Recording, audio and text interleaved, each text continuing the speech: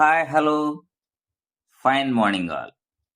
The moral story is retold by Siram from Kerala JPH School, H. of Prakasam district. Welcome dear students, teachers and friends to another moral story of The Hare and His Ears. Once, the lion was hurt by the horns of a goat that ran past him. The lion was quite angry. He commanded all the animals of the forest to get their horns removed. The command frightened the animals that had horns. They decided to leave the jungle. The hare was very restless at night.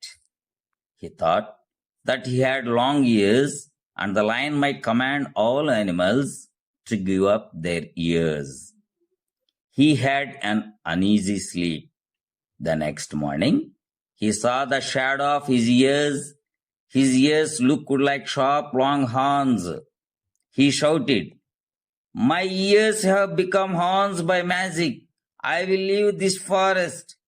The hare left the forest with the other horned animals. Moral: Stay alert, but do not go by assumption. ఇప్పుడు ఈ కథను మనం తెలుగులో చెప్పుకుందాం.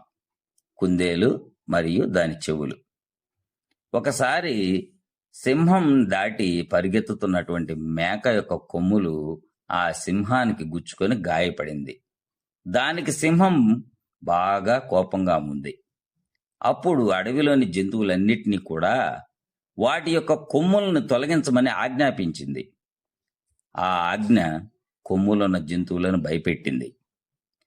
ఇక వాళ్ళు అడవిని వదిలి వెళ్లాలని నిర్ణయించుకున్నారు.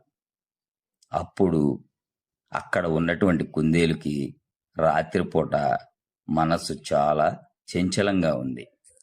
తనకు పొడవైన చెవులు ఉన్నాయని సింహం అన్ని జంతువులను తమ చెవులను వదులుకోవాలని ఆజ్ఞాపించవచ్చని ఆ కుందేలు భావించింది. ఆ రాత్రి అసౌకర్యంగా నిద్రపోయింది. మరుసటి రోజు ఉదయం కుందేలు తన చెవుల యొక్క నీడను చూసుకొని తన చెవులు పదునైన పొడవైన కొమ్మల్లాగా కనిపించేసరికి ఇలా అరిచింది, "నా చెవులు మాయాజాలం ద్వారా కొమ్ములుగా మారాయి, నేను ఈ అడవిని వదిలేస్తాను" అని బిగ్గరగా అరిచింది. కుందేలు కూడా ఇతర కొమ్ముల జంతువులతో పాటు అడవిని విడిచిపెట్టి వెళ్ళింది.